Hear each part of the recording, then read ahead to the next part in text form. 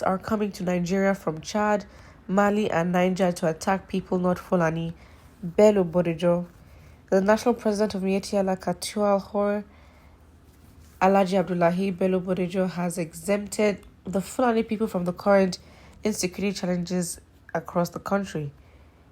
Speaking to Sun newspaper in an exclusive interview regarding the security situation across the country, Abdullahi Bello Bodejo said people should stop linking the attack to Fulanis. According to him, many people forget the fact that Nigeria is being surrounded by troubled countries. He said most of the terrorist acts are carried out by bad eggs that flee from Chad, Niger Republic, Cameroon to Nigeria. When these countries are having issues, part will spill over to Nigeria and we will not have peace. That is what we are witnessing. And that's what he said during his interview. Well, it doesn't really matter, to be honest. I mean, again, the fact is you just have to be a strong, formidable force in your country, then the ones around would maintain. Then they would know, you know what, this is not a country that we are going to overstep or spill over effect, like spill over our issues just because. It doesn't make sense. Again, if things are controlled, if things are tight, you don't just have illegal entrants. Of course, illegal immigrants in every country, they face that problem, but to a very large extent, as to when you come into a country and you're not a valid citizen, or like you're not there, your stay is not valid, what do? You hide, right? You hide and you try to make ends meet while hiding because you don't want to get caught. But it's a different thing when you enter someone's country and then you choose to make yourself known by literally terrorizing its citizens. Now that's a whole different situation. So in that case, these are not just immigrants that are just coming and are sneaking into the country. No, these are terrorists. It's simple as that. And if no proper checks are being done on who goes in and out of the country, then that is a big problem. A very, very big problem. So it's not necessarily, oh, these are just, okay, fine, they have issues. Is it because then if they did have issues, the only, I guess, illegal immigrants that should enter the country are refugees, those that are being affected by whatever is going on, not the terrorists themselves trying to cause havoc in their own country and then run into Nigeria. That doesn't make sense. If Nigeria was known and Nigeria did have a strong force, a strong security force, then they wouldn't even think of trying it because they know that before they even try, they would get defeated. Like, this is a country that you don't even touch. And that is where Nigeria needs to get to.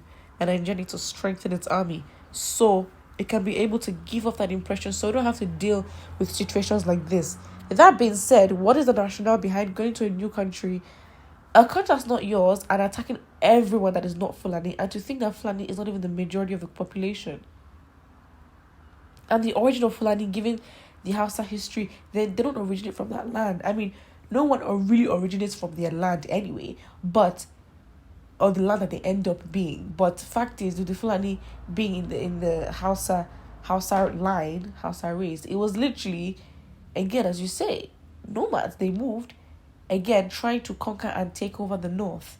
And that same energy, that same mindset was tried, with the south. And of course, that's how they lost, because in that same mind, that is how the British deceived them and told them they were going to help them take over the south, not knowing that we were going to conquer them as well. So we need to understand what is the mindset behind trying to take over another person's land and make sure that if you're not one of us, you're gone. That sort of mindset should have... listen, the people that deceived you with that mindset have moved on. They really have. And you are still stuck in that mindset. Who does that till today? Who would blatantly go out and say, I'm going to, or their actions would show that I'm going to take over a place, and if you're not like me, I will take you out. So it's like, there's some mental upgrades that need to happen. It's like, you can't be challenged in your line of thinking that you can't see the problem in that. So it's funny because the people that cajoled you with that mindset have moved on. They've gotten what they wanted and they've gone, and you are still in that mindset. It is a very big problem, very big red flag as to just intelligence, to be honest.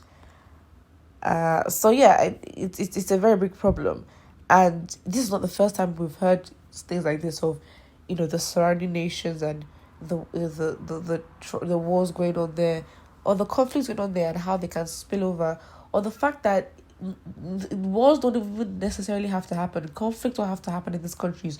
We just hear reports of these terrorists just coming into the country. It's as simple as that. And then obviously, there was a time, these rumors were strong of Buhari being the one employing them into the country. Again, there's so many theories, but really that's the truth of it all. What about the leader of bandit terrorists in Zamfara state? People that Gumi usually meet are not Nigerians, right? It's not even that. It's like, okay, fine, let's even fight what is within our country. But then, if you're fighting what's within your country and there's still more that are entering your country, then what's the point? It's like it's so regressive. Doesn't make sense. So I don't understand. And of course, Sheikh Gumi really regularly meets with them. It's funny. When in the height of these terrorist attacks, he was the one that it was heading the negotiations. He gave them the money. It was. The pictures going around at the time, you'd think that these terrorists were getting awards. You think, because the way he handed the money over to them, you think that they're graduating or something, like it's a certificate. But yeah, Gumi, who's been in regular contact with them, who wines and dines with them, who are they? Who is he dining with? Are they not Nigerians? That is what this commenter is asking. But really, you never really know. The fact is, whoever they are, in country or out of the country, it just shows that the Nigerian security force is just not up to standard and just needs to change. Really, it's as simple as that, to be honest. Very, very sad, very shameful, but that's what Nigeria finds itself at. So if you have a country that would negotiate with bandits that are even in the country, let's not even think of what they do to bandits and terrorists that come from outside the country, because this does not make sense at all. It really doesn't.